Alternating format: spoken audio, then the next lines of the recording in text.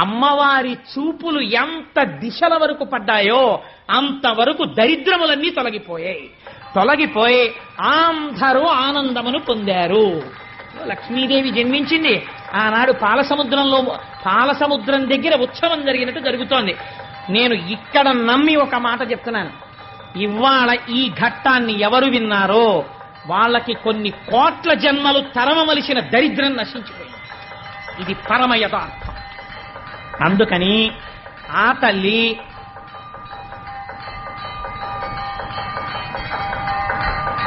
ఒక్కసారి మీ అందరూ కూడా మానసికంగా అదిగో అక్కడ ఆ నీరాజనాన్ని తీసుకోండి, ఒక్కసారి అది కళ్ళకద్దుకుని నమస్కారం చేసుకోండి. స్వామి త్రిమూర్త్యాత్మకమై దత్తాత్రేయుడై ఉన్నాడు.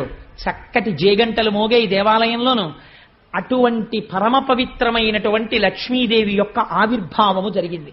ఇంకా దేవేంద్రుడికి